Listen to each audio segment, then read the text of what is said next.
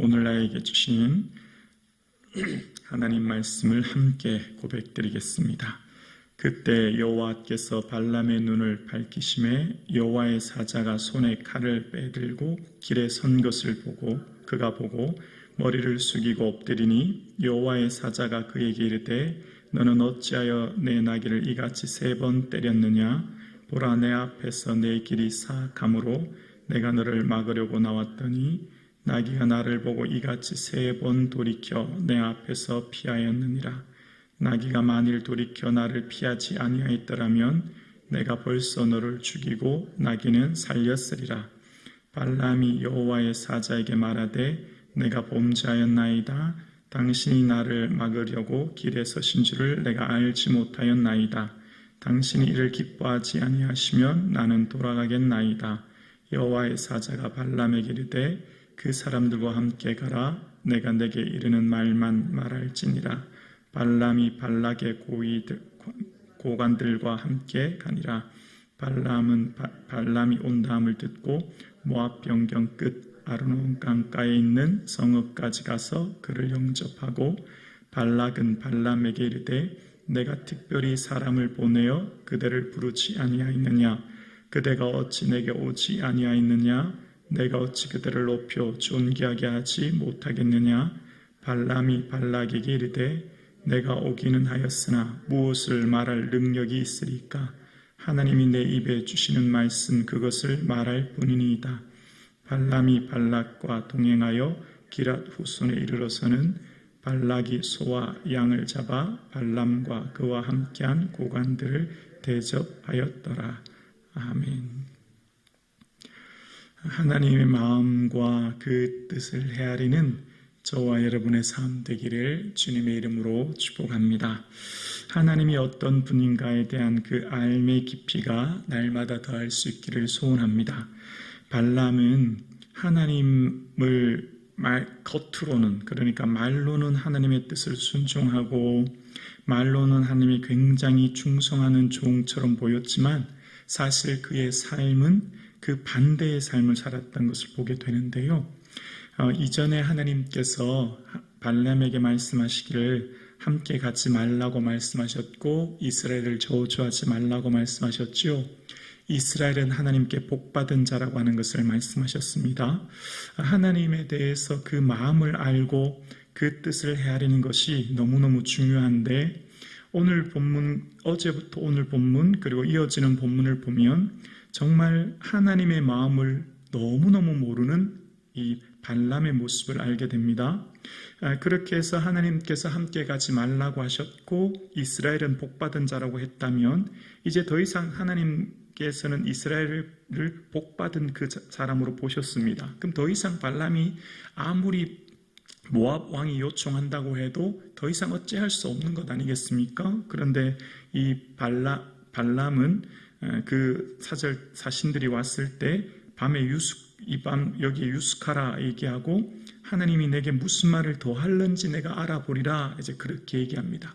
하나님께서 추가로 뭔가 더 얘기하실 게 있을 거야 라는 표현 속에서 자신의 그 마음에 가득한 생각이 있다는 걸 엿보게 되는데요. 자, 그러면서 먼저 이 발람의 삶을 대해서 어제 말씀드렸던 것처럼 베드로는 발람의 삶을 불의한 싹을 사랑하다가 라고 하는 표현처럼 발람의 마음속에는 이 많은 예물, 복채가 그 마음속에 가득 차 있었다는 것을 보게 됩니다. 그리고 유다서 1장 11절도 또다시 한 번 더 이 발람의 사건에 대해서 이야기하는데 유다서 1장 11절에 보면 자막 한번 볼까요? 유다서 1장 11절입니다. 화 있을진저 이 사람들이여 가인의 길에 행하였으며 삭슬 위하여 발람의 어그러진 길로 몰려갔으며 라고 이야기합니다. 발람이 삭슬 위하여 어그러진 길로 갔다라고 유다서도 이야기하고 있습니다. 계속해서 신약의 성경에서는 발람의 삶의 목적이 불의한 삭슬을 사랑한 사람, 그래서 책망받은 사람으로 계속해서 얘기하고 있죠. 그러니까 더 이상 하나님께서 이스라엘은 복받은 사람이다 라고 하면 이 이 모압 왕의 사신들이 온다고 해도 더 이상 할 말이 없는 거예요. 그런데 발람은 이제 그렇게 또다시 그와 함께 가는 모습을 보게 됩니다. 그러면서 먼저 결론을 한번 볼게요. 오늘 본문을 잠깐 뛰어넘어서 발람의 행동의 결론이 다시 부올에서 이 기라투손까지 한 600km가 넘는 먼 길, 그러니까 이라크 지역에 있는 유프라테스 강에 있는 부올이라고 하는 지역에서 한 달 이상 걸어야 되는 이 모압 평야까지, 그리고 기라투손까지 왔어요. 와서 뭘 했는지 내일 본문 41절을 보면 먼저 발람의 행동이 등장하게 됩니다. 아침에 발락이 발람과 함께 그를 인도하여 바알의 산당에 오르메라는 표현이 납니다. 바알의 산당에 올랐다는 겁니다. 만약 하나님을 온전히 아는 사람이라면, 하나님이 무엇을 정말 기뻐하는지를 아는 사람이라면, 하나님에 대한 온전한 암과 지식, 그리고 그 마음을 헤아리는 사람이라면 바알의 산당에 오르지 못했을 거예요. 바알의 산당인 이 우상 숭배의 산당에 그가 가는 것은 하나님을 얼마나 기뻐하지 않는다는 것을 너무너무 잘 알았을 텐데, 그는 이미 이 오늘 본문 지난 다음에 그의 행동을 보면 바알의 산당에 올랐다는 것을 봅니다. 오늘 본문도 그렇고요, 어제 본문도 그렇고요, 말은 늘 뭐라고 하냐면 하나님에 대한 굉장한 충성과 순종을 얘기하는데요, 행동은 계속해서 반대로 가는 모습을 지금 발람의 모습 속에서 보게 됩니다. 그래서 오늘 본문 31절을 보면 그때 여호와께서 발람의 눈을 밝히심에 여호와의 사자가 손에 칼을 빼들고 길에 선 것을 그가 보고 머리를 숙이고 엎드리니, 하나님께서 드디어 발람의 눈을 열어주셨어요. 왜 나귀가 그토록 3번이나 발람의 말을 듣지 않고 그렇게 했는지를 이제 비로소 알게 되는 거예요.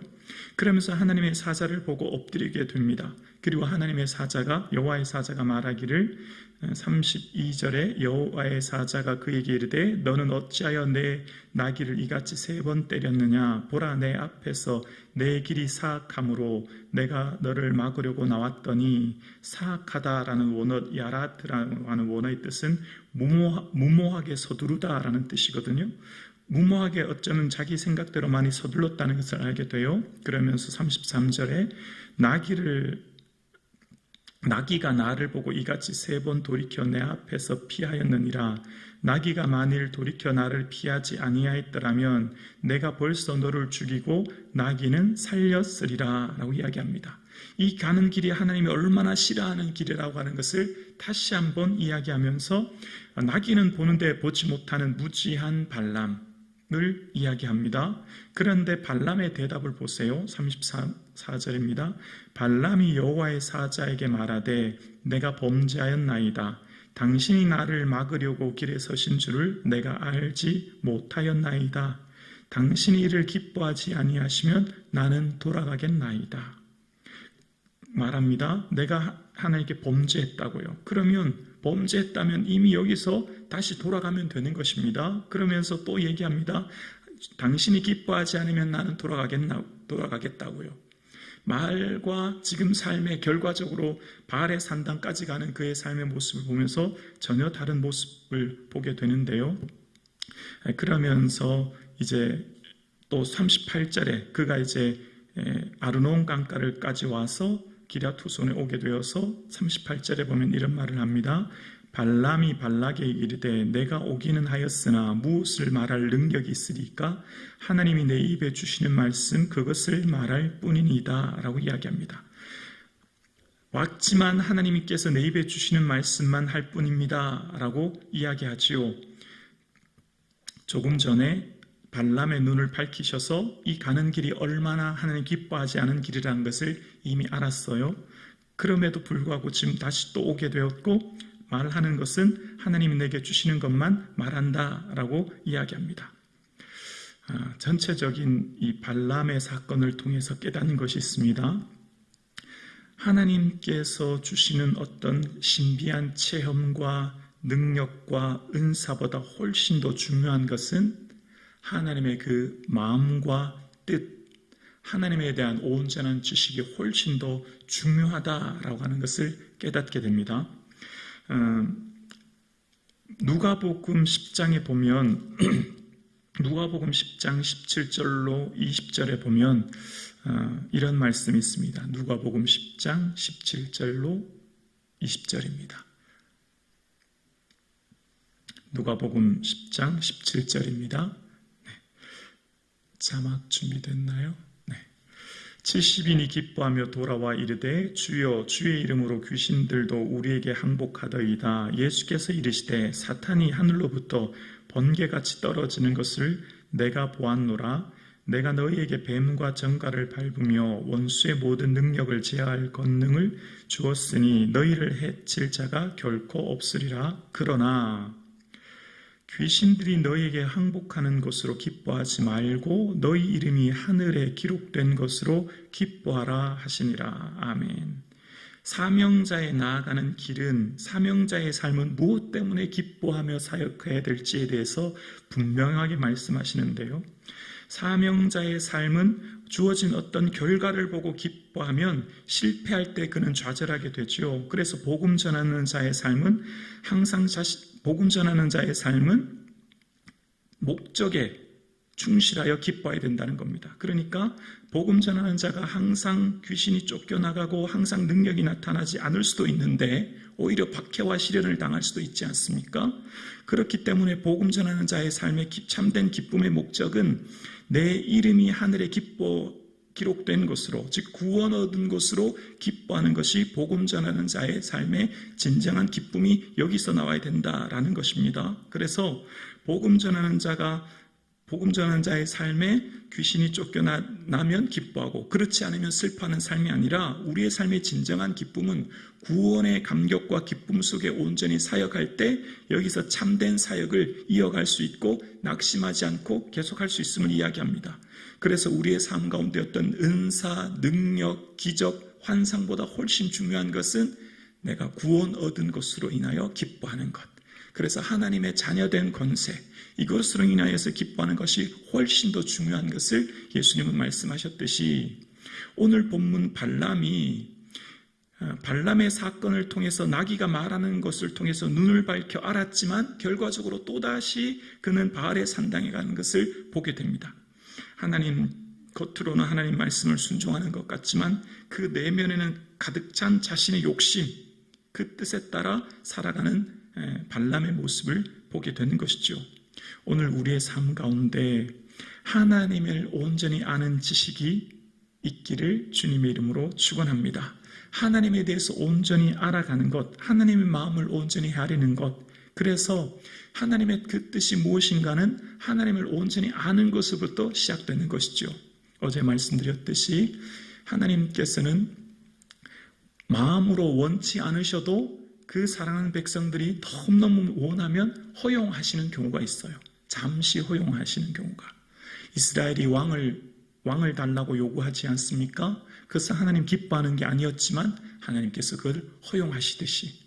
그러나 진정 하나님께서 원하시는 그 마음을 무엇인지 알지 못하는 이스라엘 백성들의 마음을 우리는 성경을 통해서 알게 됩니다. 우리는 내 마음의 소원과 뜻을 성취하고 이루기 위해 하나님을 찾는 게 아니라 하나님을 이용의 대상으로 보는 것이 아니라 하나님의 뜻이 내 삶 가운데 이루어지도록 하나님의 말씀과 그 뜻이 나의 삶을 통해 이루어지도록 내가 하나님의 뜻의 수단이 되고 내가 하나님의 이용당한 자의 삶을 살도록 살아가는 은혜가 저와 여러분의 삶 가운데 있기를 주의 이름으로 축원합니다.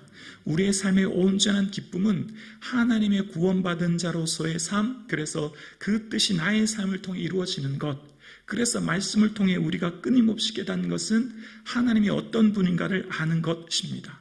그럴 때 우리의 삶에 참된 기쁨과 은혜의 삶을 우리가 살게 될 줄로 믿습니다.